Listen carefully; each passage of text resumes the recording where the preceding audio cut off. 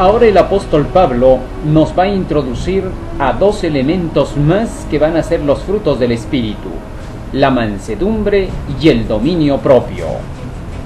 La mansedumbre, ¿qué es y cómo se la obtiene? Según la palabra del Señor, Jesucristo declaró que Él era manso y humilde de corazón. San Mateo capítulo 11 versículo 29. Dijo Cristo: aprended de mí que soy manso y humilde de corazón, y hallaréis descanso para vuestras almas. La mansedumbre se aprende, dice Jesucristo.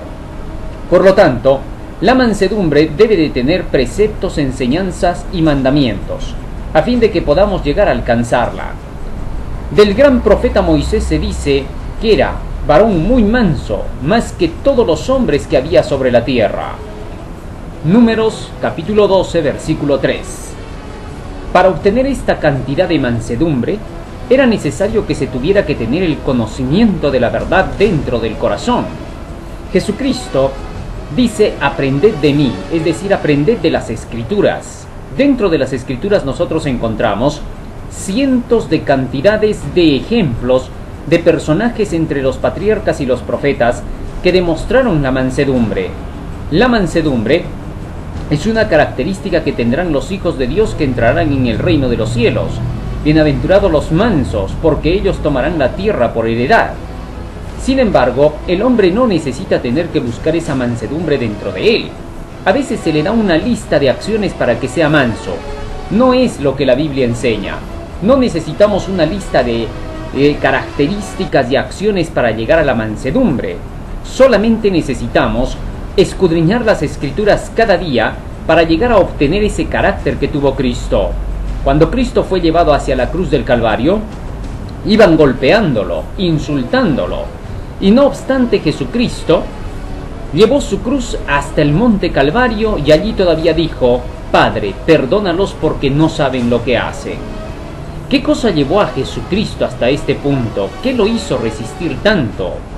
Las Escrituras habían declarado de él con respecto a su carácter y a su comportamiento todas las cosas que le ocurrirían. Fue eso lo que lo mantuvo manso en medio de la prueba. Isaías capítulo 53 nos relata así los hechos que le pasarían a nuestro Señor Jesús. Capítulo 53 versículo 3: despreciado y desechado entre los hombres, varón de dolores, experimentado en quebranto, y como que escondimos de él el rostro, fue menospreciado y no lo estimamos. Ciertamente, llevó él nuestras enfermedades y sufrió nuestros dolores, y nosotros le tuvimos por azotado, por herido de Dios y abatido. Mas él, herido fue por nuestras rebeliones, molido por nuestros pecados. El castigo de nuestra paz fue sobre él, y por su llaga fuimos nosotros curados. Todos nosotros nos descarriamos. Como ovejas, cada uno se apartó por su camino, pero Jehová cargó en él el pecado de todos nosotros. Angustiado él y afligido, no abrió su boca. Como cordero fue llevado al matadero, y como oveja delante de sus trasquiladores, enmudeció y no abrió su boca. Por cárcel y por juicio fue quitado, y su generación ¿quién la contará? Porque fue cortado de la tierra de los vivientes, y por la rebelión de mi pueblo fue herido. Y se dispuso con los impíos su sepultura, pero con los ricos fue en su muerte. Aunque nunca hizo maldad, ni hubo engaño en su boca. Con todo eso, Jehová quiso quebrantarlo, sujetándole a padecimiento. Cuando haya puesto su vida en expiación por el pecado, verá linaje, vivirá por largos días, y la voluntad de Jehová será en su mano prosperada. Estas palabras de Isaías, capítulo 53, versículo 3 hasta el 10, nos dicen claramente qué hizo resistir a Jesucristo con tanta mansedumbre. Fueron las predicciones que se dieron especialmente para él dentro del Antiguo Testamento en las profecías. De igual manera, a nosotros se nos han dado las profecías, grandes y preciosas promesas, para que por ellas nosotros podamos soportar las cosas que vendrían.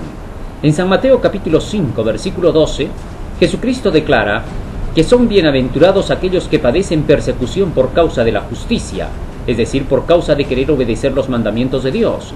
Son bienaventurados porque así se hizo con los que fueron antes que ellos. Así que basta con ver el ejemplo de los anteriores, para que nosotros, al estar llenos de ellos, podamos manifestarlos en nuestras vidas. Dice el texto: tal es el hombre en su corazón, tal es él. Por tanto, las acciones están determinadas por aquello que tenemos en la mente. Finalmente, el apóstol entra en la parte de la templanza o dominio propio. El dominio propio. La Biblia nos dice claramente que el Señor nos ha dado el espíritu de valor, de fortaleza y de dominio propio. Así es como lo declara el apóstol Pablo. Libro de 2 de Timoteo, capítulo 1, versículo 7. Porque no nos ha dado Dios espíritu de cobardía, sino de poder, de amor y de dominio propio. ¿Cómo es que Dios nos ha dado el espíritu? Dice San Juan capítulo 6, versículo 63. Las palabras que yo os he hablado son espíritu y son vida.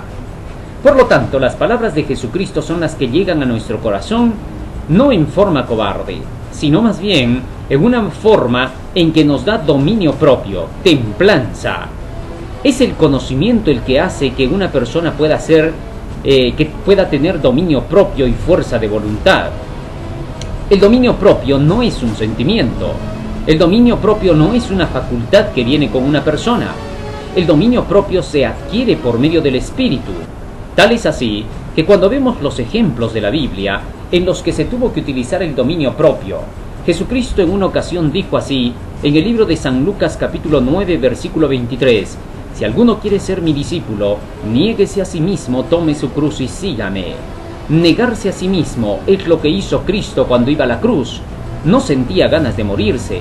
Él no quería morir. Él dijo: Padre, si es posible que pase de mí esta copa. Pero por encima de ese deseo que él tenía, él declaró: mas no se haga mi voluntad, sino la tuya. De esa manera es como Jesucristo pudo entregarse por nosotros en la cruz. Y ahora también Él nos dice lo mismo, que debemos luchar hasta la sangre combatiendo contra el pecado, y negarnos a nosotros mismos hasta que podamos llegar a alcanzar la victoria. Él dice: si tu mano te es ocasión de caer o tu ojo, sácalo y échalo de ti. Es decir, si tienes un gusto que esté unido a tu cuerpo, con tanta fuerza como un brazo o un ojo lo está unido, es mejor que lo hagas de lado, y que en lugar de eso puedas hacer la voluntad del cielo. Así que el dominio propio se basa en poder descubrir que alguien que es más inteligente que nosotros nos diga lo que tenemos que hacer. Cuando descubrimos la sabiduría de Dios y nos damos cuenta que lo que Dios dice es más sabio que lo que nosotros pensamos, inmediatamente lo ponemos por obra. Cuando una persona que es más sabia nos convence de que estamos en error, inmediatamente nosotros tomamos una decisión y hacemos lo que la persona sabia dice. Así, el dominio propio está basado primero en la sabiduría, y cuando lo obtenemos, ya que la sabiduría es la palabra de Dios, como dice Proverbios 2:1 al 5, entonces esta palabra de Dios será el motor que impulse el dominio propio. El dominio propio solo puede actuar sobre la base del conocimiento. Maravillosas promesas del Señor. Necesitamos aplicar el dominio propio, la templanza, empezando desde nuestra alimentación hasta nuestras acciones. Que Dios nos ayude y nos bendiga para poder llevar adelante este don en nuestras vidas. La alimentación será básica. Por eso es que el pueblo de Dios tiene una alimentación especial, la alimentación vegetariana. Todo aquel que llega a alcanzar a cumplir con esta parte del vegetarianismo dentro de su vida, podrá ver que muy pronto los resultados serán fortaleza del dominio propio. Dios nos bendiga. Amén.